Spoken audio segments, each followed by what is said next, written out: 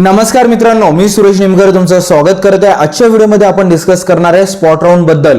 Basically या व्हिडिओमध्ये मी 6 major points discuss करणार आहे। व्हॉट इज स्पॉट राउंड कधी स्टार्ट होणार आहे, कोण कोण या स्पॉट राउंड साठी एलिजिबल असतं, फोर्थ सगळ्यात महत्त्वाचा पॉइंट्स ऍडव्हांटेजेस आणि डिसएडव्हांटेजेस काय स्पॉट राउंडचे, फिफ्थ डॉक्युमेंट्सला घेऊन पण कन्फ्युजन असतं ते पण दूर करून देईल, आणि सहावा सगळ्यात महत्त्वाचा पॉइंट्स म्हणजे मी जे रिसर्च केलेले आहे त्याच्यामध्ये मी काही पॉइंट्स फाइंड आउट केलेले ते पण तुमच्याशी शेअर करेल। प्रत्येक गोष्ट हार्डली 1 ते 1.5 मिनिट डिस्कस करेल। अराउंड 4 ते 5 मिनिटांमध्ये तुमच्या माइंड मधले सगळे डाउट्स क्लिअर होऊन जाईल स्पॉट राउंडला घेऊन। हा व्हिडिओ जास्तीत जास्त शेअर करा, लाईक करा आणि चॅनलला सबस्क्राइब करा।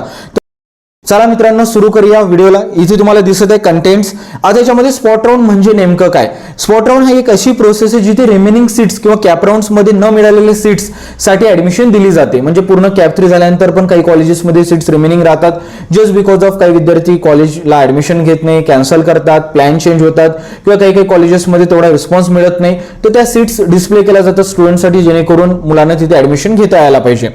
सेकंड काय, when the spot round is started, basically cap 3 जसा एंड झाला तसंच चालू होतो। आता या वर्षी जे अकॅडमिक इयर आहे तर याच्यासाठी 10th of September to 13th of सप्टेंबरला कॅप राउंड चालू होणार आहे। डीएससी किंवा फार्मा बाकीचे विद्यार्थी असेल तर त्यांनी एक लक्षात ठेवा, आपला कॅप 3 एंड झाला की इम्पॉर्टंट डेट्स मध्ये जर तुम्ही चेक केलं ऑफिशियल वेबसाईटवर तर तुम्हाला तिथे दिसलं जाईल की कधी चालू होतं। नंतर एक who can participate in spot round, इथे मी तुमचे कन्फ्युजन क्लिअर करून देईल। एव्हरीवन कॅन पार्टिसिपेट, तुम्ही ऍडमिशन घेतलेली असो, ऑटो फ्रीज कॅन्डिडेट असो किंवा तुम्हाला ऍडमिशन मिळाली नसेल किंवा कॉलेज अलॉटमेंट झालं असेल तरी तुम्ही इथे एलिजिबल आहे। सेकंड पॉईंट मी पुन्हा तोच मेन्शन केलाय, एनी कॅन्डिडेट टाइप हु रजिस्टर्ड MSCIT, इथे स्वतः MSCIT ने पण मेन्शन केलेलं आहे invite application from registered candidates.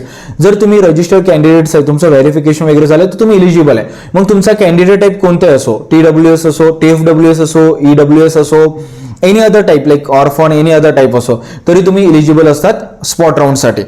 आता इथे जर आपण बघायला गेलं fourth advantages and disadvantages of spot round, तिथे बघा ग्रीन मध्ये ऍडव्हांटेजेस आहे, high chances for a college upgradation, college upgrade होण्याचे पूर्ण चान्सेस। ऑफकोर्स तुम्हाला आताचे जे करंट कॉलेज आहे त्याच्यापेक्षा बेटर कॉलेजेससाठी ट्राय करणार, देन ब्रँच पण अपग्रेड होऊ शकता। म्हणजे फॉर एक्झाम्पल तुम्हाला आता मेकॅनिकल मिळाली असेल तर तुम्ही ITCS पण घेऊ शकता।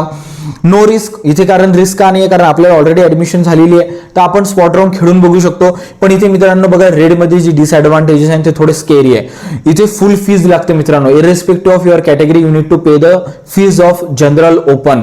तर हे एक महत्वाचं आहे, जर तुम्ही फायनान्शियली तेवढं स्ट्रॉंग असेल किंवा तुम्हाला तेवढं अफेक्ट पडत नसेल तर स्पॉट राउंड बद्दल विचार करा, कारण फीज तर पूर्ण पे करावं लागेल। आणि सेकंड थोडे फिजिकल एफर्ट्स घ्यावं लागेल मित्रांनो, कारण नावामध्येच आहे ना स्पॉट राउंड, म्हणजे तुम्हाला त्या स्पॉटला जाऊन पूर्ण प्रोसेस करावं लागतं, तर थोडं तुम्हाला फ्रेंड्स फॅमिलीची हेल्प घ्यावं लागेल। ते एवढं मोठी गोष्ट नाही, पण जे फीज वाला कन्सर्न आहे तो प्रॉब्लेम आहे। इथे मी 2 पॉईंट इथे मी काही गोष्टी कव्हर करतो। तुम्हाला जर खरंच फायनान्शियली प्रॉब्लेम नसेल आणि चांगलं कॉलेज किंवा चांगली ब्रँच हवी असेल तर ही अपॉर्च्युनिटी सोडू नका, कारण ज्या मुलांना 95, 85, 80% मिळाले ना त्यांना आता ट्रोमा आलेला आहे ऍडमिशन प्रोसेसचा, आहे ना, मला भांडणी घासाचा ट्रोमा आलाय समथिंग लाईक दॅट, ते विद्यार्थी एवढं भानगडीत पडणार नाहीये। तर तुम्हाला जर टायर 3 कॉलेज मिळालंय, ब्रँच पण ठीक नाही मिळाली तर नक्की स्पॉट राउंड तुम्ही प्ले करू शकता, बट ते तुमच्या फायनान्सवर पण डिपेंड करतं। नंतर हे डॉक्युमेंट्स कोणकोणते रिक्वायर्ड आहे, डॉक्युमेंट्स आपले रेग्युलर जे लागणार आहे तेच आहे, पण तरी सुद्धा मी फास्टली कव्हर करतो, तुम्ही रीड आउट पण करू शकता। MSTCTचा score card, seat acceptance acknowledgement, 12th 10ची मार्कशीट आणि तसं डिप्लोमा किंवा certificate, living certificate, domicile, nationality, category wise जे सर्टिफिकेट असतात जसं EWS, non creamy layer, caste validity ते लागणार, आणि तेच आपलं passport size photos, ID proof वगैरे या सगळ्या गोष्टी कॅरी करावं लागणार। आता सगळ्यात महत्त्वाचं मित्रांनो, कोणकोणते पॉईंट्स तुम्ही लक्षात ठेवायला पाहिजे बघा। स्पॉट राउंड म्हणजे तुमच्या प्रवेशाची शेवटची संधी असू शकते, म्हणून इथे तुमचं डिसिजन ठाम, क्लिअर, क्रिस्टल क्लिअर असणं खूप गरजेचं आहे, तळ्यात मळ्यात नसलं पाहिजे। Second, in a most of cases spot round admission मध्ये दिलेल्या फीज नॉन रिफंडेबल असतात, तर म्हणून एकदा ऍडमिशन घेतली की घेतली असते, तर म्हणून थोडं फीज वगैरे देताना किंवा डिसिजन घेताना एकदम फर्म मत असलं पाहिजे तुमचं। तुम्हाला regularly check the official website also, कारण कॉलेजला म्हटलेलं आहे MSTCT ने की तुम्ही पेपरमध्ये जाहिरात द्या, ऍडव्हर्टाइजमेंट करा, आपल्या ऑफिशियल वेबसाईट्सवर तुम्ही डिस्प्ले करा, थोडं चेकआउट करत राहावं लागेल। नंतरचे जे 2 पॉईंट्स आहे ते आहे स्पॉट राउंड मध्ये मोस्ट ऑफ कॉलेजेसमध्ये फर्स्ट कम फर्स्ट सर्व बेसिसवर किंवा मेरिट बेसवर अलॉटमेंट केल्या जातं, तर म्हणून थोडंसं आपल्या कॉलेजची लिस्ट काढा, त्या कॉलेजचं वेबसाईट वगैरे चेक करून लवकरात लवकर तिथे पोहोचण्याचे चान्स ट्राय करा, कारण कसं डेट्स वगैरे बद्दल एवढं डिस्क्लोज नाही केलं जात, म्हणून तुम्हाला just by luck, just by your fast and time management त्याच्यामुळे पण तुम्हाला कॉलेज मिळू शकतं, चांगलं ब्रँच मिळू शकतं। आणि कॅप राउंड मध्ये काय असतं, जी तुमचा कॅप राउंड आहे हा अंतिम आहे, याच्यानंतर कोणतेही ऍडमिशन होणार नाही, स्पॉट राऊंड जो आहे तो आता अंतिम आहे.